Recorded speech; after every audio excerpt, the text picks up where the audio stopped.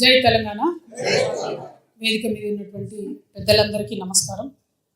TRS party నాయకులకు, అదేవిధంగా మలిదశ తెలంగాణ ఉద్యమకారుల సంక్షేమ సంఘానికి సంబంధించి అధ్యక్షులు సామాంజిరెడ్డి గారికి, తెలంగాణ ఉద్యమకారుల పోరాట సమితి అధ్యక్షులు మల్లూరు అనిల్ కుమార్ గారికి, తెలంగాణ ఉద్యమకారుల జేఏసీ అధ్యక్షులు రామగిరి ప్రకాష్ గారికి, తెలంగాణ వస్తున్నారా ఓకే తెలంగాణ అమరవీరుల ఆశయాల సాధన సమితి అధ్యక్షులు సాయిరామ్ గారికి, తెలంగాణ ఉద్యమకారుల సంఘం అధ్యక్షులు పూస శ్రీనివాస్ గారికి, తెలంగాణ ఉద్యమకారుల జేఏసీ చైర్మన్ భోగే పద్మ గారికి, తెలంగాణ ఉద్యమకారుల ఫోరం అధ్యక్షులు మాదాసు శ్రీనివాస్ గారికి, సాజిదా సికందర్ గారికి, తొలి మలిదశ తెలంగాణ ఉద్యమకారుల సంఘం, అట్లానే అన్న అమరుడు వేణుగోపాల్ రెడ్డి గారి ఫాదరు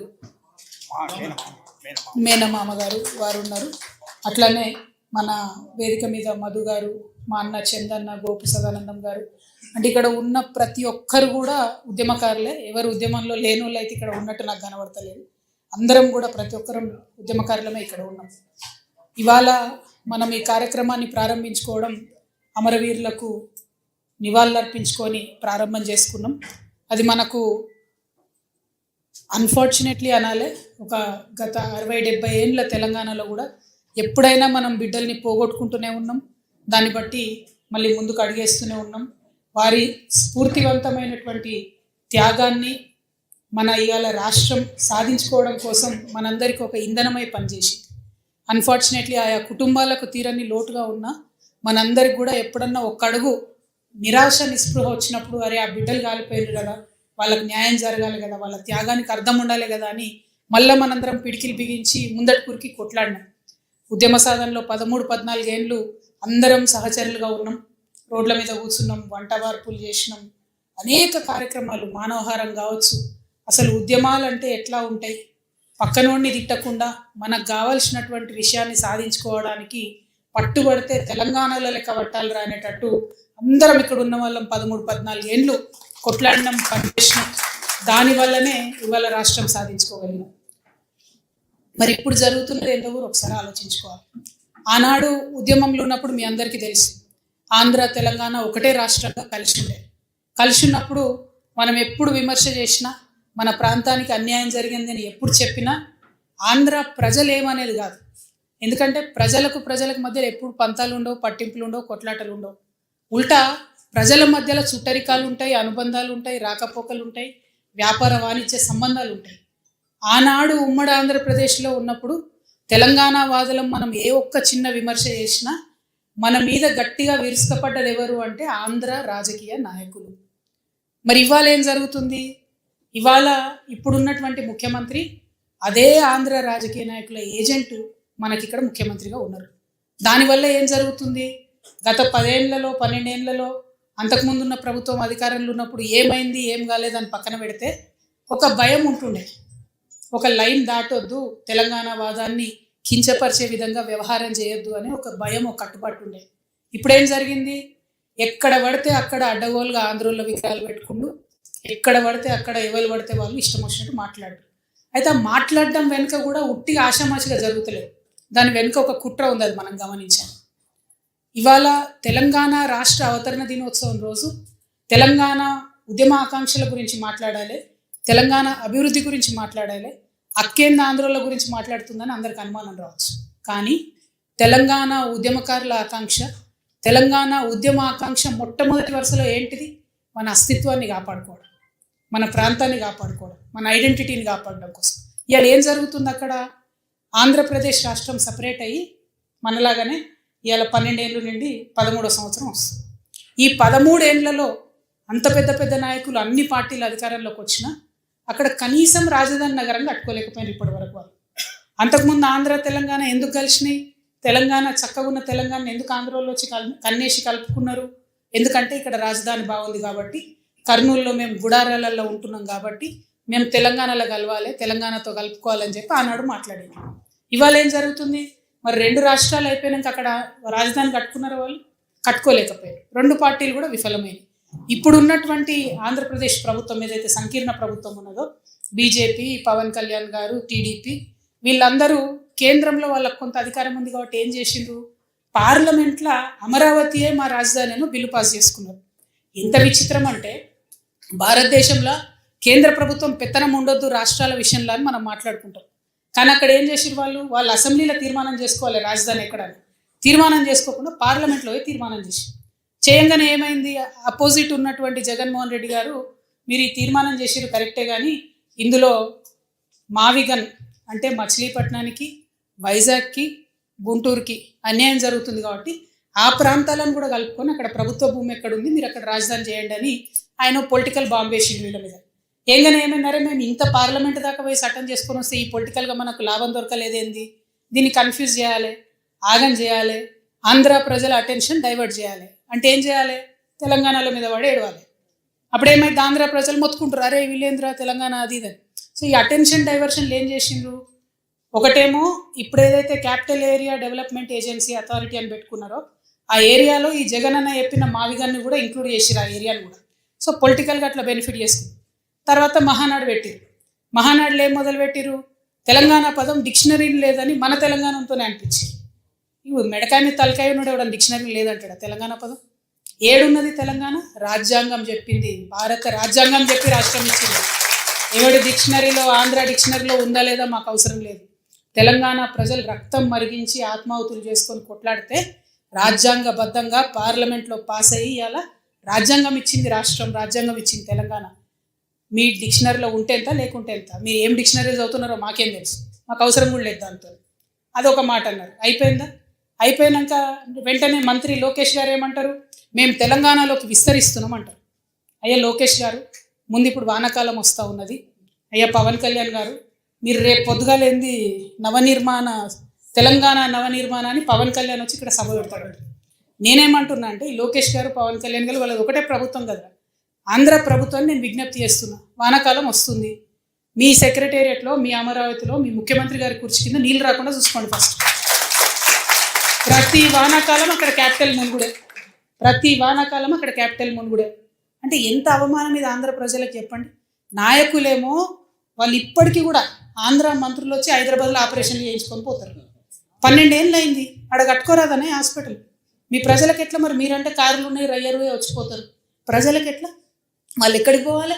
అయితే నెల్లూరులో ఉన్న వాళ్ళు చెన్నైకి పోవాలి, అక్కడ ఉన్న వాళ్ళు బెంగళూరు పోవాలి, అనంతపురం వాళ్ళు లేకపోతే విజయవాడ దగ్గర ఉన్న వాళ్ళంతా హైదరాబాద్కి రావాలి. అంటే ఇప్పటికీ కూడా మీ ప్రజలకు హాస్పిటల్ కట్టరు, ఇప్పటికీ మీ ప్రజలకు కావాల్సిన వసతులు ఇయ్యరు, మీ రాజకీయ అవసరాల కోసం మాత్రం తెలంగాణ మీద పడి ఏడుస్తారు. ఇది కరెక్ట్ కాదు, మేము గమనిస్తున్నాం. తెలంగాణ వాదులం రాజకీయంగా పరిణితి చెందినటువంటి వాళ్ళం. మీరేదో రెచ్చగొట్టంగానే మేము రెచ్చిపోయి మేము ఇడికేలేదో అంటాం అనుకునేరు. కానీ ఇక్కడ వాళ్ళ ఏజెంట్ ముఖ్యమంత్రి గారు ఉండడం వల్ల నష్టం ఏం జరుగుతుందంటే రకరకాల విగ్రహాలు పెడుతున్నారు. నేను ముందే చెప్పిన, నేనైతే పాత నాయకులంతా మంచిదని కాదు, ఇట్లనే మీరు ఊకే చేసిందంటే మేము ఖచ్చితంగా అధికారంలోకి వస్తాం, అన్ని విగ్రహాలు బిడ్డ పలగొట్ట ఆంధ్రాకి పార్సల్ చేస్తాం. నేనైతే అంత ఓపిక మంత్రాలని కాదు, అంత విశాల హృదయం లేదు నాకు. ఎందుకు ఈ మాట చెప్తా ఉన్నా అంటే రావచ్చు పోవచ్చు, రొయ్యలు అమ్ముకోవచ్చు, రావచ్చు పోవచ్చు, షూటింగ్లు చేసుకోవచ్చు, రావచ్చు పోవచ్చు, సినిమాలు తీసుకోవచ్చు. వ్యాపారవేత్తలకైతే ఎర్ర చివాచి వేసి వెల్కమ్ చేస్తాం. ఎందుకంటే స్విట్జర్లాండ్ అని కాలు పట్టుకొని, యూకే అని కాలు పట్టుకొని, జపాన్ అని కాలు పట్టుకొని ఇడికి రాండయ్యా భూములు ఇస్తాం అంటున్నాడు. ఆంధ్రాలో శ్రీ సిటీ అని కట్టిండు ఆయన, ఎవరో రెడ్డి శేఖర్ రెడ్డి ఎవరు, ఆయన కూడా వెల్కమ్ చెప్తాం మనం. ఎందుకంటే ఒక పేరు ఎందుకు చెప్తున్నా అంటే సక్సెస్ఫుల్ మోడల్. అక్కడ 30 దేశాల నుంచి వచ్చి కంపెనీలు పెట్టుకురు ఆయన సిటీలో. ఇక్కడికి వచ్చిండు అనుకోండి, మన దగ్గర 60 దేశాలలో వచ్చి కంపెనీ పెడతారు. మాకు ప్రాబ్లం వాళ్ళతోని కాదు, ప్రాబ్లం అలా మీళ్ళు వచ్చి మళ్ళా ఆంధ్ర రాజకీయ నాయకులు వచ్చి సెక్రటేరియట్లో గంట తిప్పుతామంటేనే మాకు ప్రాబ్లం. అది రానీయం. ఇక పవన్ కళ్యాణ్ గారు ఆయన మీద ప్రొఫెసర్ నాగేశ్వరరావు గారు ఒక మాట మాట్లాడారు.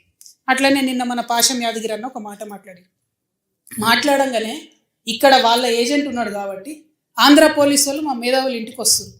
ఇట్లా చేస్తే మాత్రం ఊరుకోం, క్వశ్చనే లేదు. మాకు అన్ని రైట్స్ ఉన్నాయి, మేము అనుకున్నది మేము ఖచ్చితంగా చెప్తాం. రాజకీయంగా దమ్ముంటే దాన్ని ఎదుర్కోండి.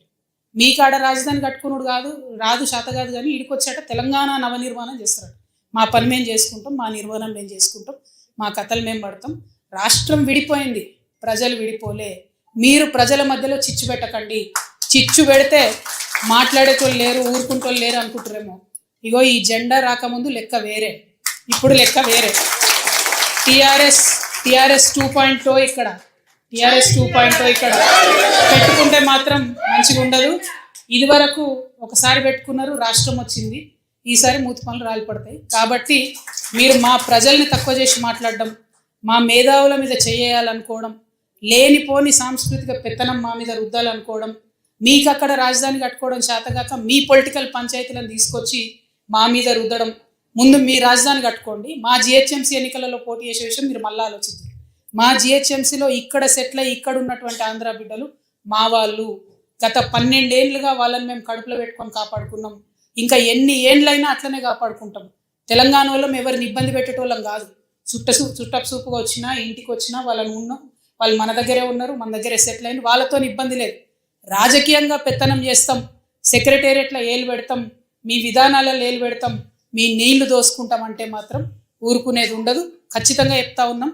ఇవాళ మా ఉద్యమ ఆకాంక్షలో పరిరక్షణలో భాగంగా మొట్టమొదటిది మా అస్తిత్వాన్ని పరిరక్షించుకోవడం.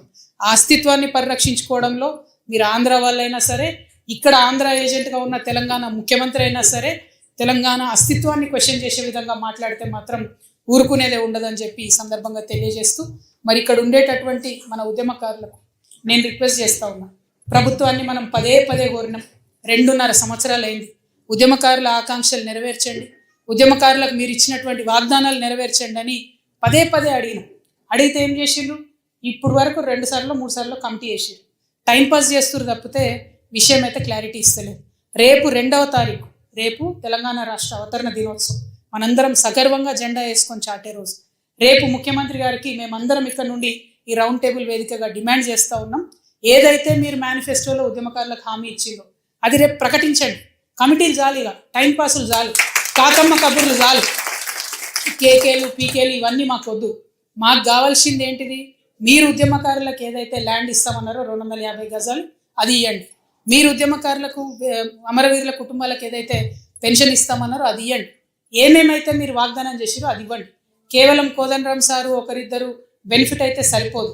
ఎవరిని చూసి అయితే ఉద్యమకారులు కాంగ్రెస్ పార్టీ కోటేసిండ్రో ఆ నాయకులకు వాళ్ళందరూ కూడా మేము హెచ్చరిక చేస్తూ ఉన్నాం. మీరు ముఖ్యమంత్రి గారిని కన్విన్స్ చేయండి. రేపు రాష్ట్ర అవతరణ దినోత్సవం నాడు జరిగేటటువంటి ఆ స్పీచ్లో ఖచ్చితంగా ఉద్యమకారులకు డిసైడెడ్గా ఇవ్వాలి. లేకుంటే ఇదివరకే అనుకున్నాం మేము భూముల ఆక్రమణ చేసుకుంటామని, ఇవాళ వాస్తవానికి ప్రభుత్వ భూమిని ఆక్రమించుకునే కార్యక్రమం ఉండే. కానీ తెలంగాణ వాదులందరికీ కూడా ఈ ఆంధ్రోలు చేస్తున్నటువంటి కన్ఫ్యూజన్ని సవివరంగా వివరించాల్సినటువంటి అవసరం ఉండే కాబట్టి ఆ ప్రోగ్రామ్ని రౌండ్ టేబుల్కి మార్చుకోవడం జరిగింది. ఎందుకంటే మనం ఆగం కావద్దు. లోకేష్ బాబు నేను ఎక్స్పాండ్ చేస్తాను కానీ ఇదేం సామ్రాజ్యం కాదు, ఎక్స్పాన్షన్ కుదరదు. దాని వెనుకున్న విషయాన్ని అర్థం చేసుకోవాలి. వాళ్ళు అక్కడ లోకల్ పంచాయతీ ఉండి తెలంగాణకు వస్తాం ఇక్కడికి వస్తాం అంటారు. ఇదివరకు ఇక్కడికి ఆంధ్ర పార్టీలు వస్తే వాటికి ఇక్కడ ఎగ్జిస్టెన్స్ లేదనే పంపించారు కదా ప్రజలు. ఇది ప్రజాస్వామ్యం, ఎవరైనా రావచ్చు, పోటీ చేయొచ్చు. కానీ ప్రజలు ఓట్లేరు అన్న విషయం తెలిసింది కాబట్టే ఇక్కడ దుకాణాలు బంద్ పెట్టుకొని అక్కడ పోయిండ్రు. ఇవాళ రాజకీయాల కోసం మాట్లాడుతున్నారు.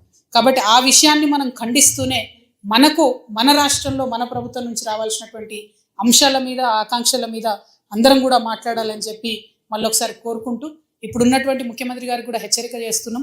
మీరు గోదావరి కావేరి లింక్ ప్రాజెక్టు పోలవరం నుంచి పోతుందంటే ఒప్పుకొని సంతకం పెట్టి వచ్చింది.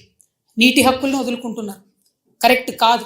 కేంద్ర ప్రభుత్వంతో సత్సంబంధాలు ఉన్నాయని చెప్తున్నారు కానీ రాష్ట్రానికి రావాల్సిన నిధులు తెచ్చుకోలేకపోతున్నారు. అది కూడా కరెక్ట్ కాదు. సో రాష్ట్ర డెవలప్మెంట్లో కూడా మనం ఏం కార్యక్రమాలు చేయాలో కూడా మీరందరూ సలహాలు సూచనలు ఇవ్వాలని కోరుతున్నాం. ఎందుకంటే టీఆర్ఎస్ పార్టీ పెట్టిన రోజు చెప్పినాం 5 అంశాల మీద మేము ఫోకస్ చేస్తూ ఉన్నాం. పాంచజన్యం అనేటటువంటి అంశాలతో ముందుకు పోతున్నాం. తెలంగాణ ప్రజలందరికీ ఉచిత విద్య రావాలి, ఉచిత వైద్యం రావాలి, మన వ్యవసాయంలో రైతే రాజు అనేటటువంటిది ఒక నినాదం కాదు, విధానం కావాలి. అదేవిధంగా యువకులందరికీ కూడా 2 లక్షల నుంచి 20 కోట్ల రూపాయల వరకు రుణాలు ఇవ్వాలి. అన్నిటికన్నా ఎక్కువ మనందరం కలలు కన్నటువంటి సామాజిక తెలంగాణ నిజం చేసుకోవాలి. సబ్బండ వర్గాలకు పాలనలో ప్రాతినిధ్యం రావాలి. ఈ అంశాలన్నింటినీ ముందుకు తీసుకొని వెళ్తూ ఉన్నాం కాబట్టి ఖచ్చితంగా రాష్ట్రం తెచ్చుకున్నటువంటి వాళ్ళమే ఇక్కడ అందరం కూడా ఉన్నాం. రాష్ట్రాన్ని ఎట్లా డెవలప్ చేసుకోవాలి, దానికోసం మన పాత్ర ఏముండాలి, ఇప్పుడున్న ప్రభుత్వాన్ని ఎట్లా నిలదీయాలి, ఆంధ్ర ప్రభుత్వం యొక్క కుట్రలను ఎట్లా ఛేదించాలి, ఈ అన్ని అంశాల మీద సవివరంగా మాట్లాడి సూచనలు ఇవ్వాల్సిందిగా పెద్దలందరినీ కూడా కోరుతూ మీ దగ్గర సెలవు తీసుకుంటున్నా. జై తెలంగాణ, జై తెలంగాణ, జోహార్ తెలంగాణ. అమరవీరులకు కొనసాగిస్తాం అమరవీరుల ఆశయాలను.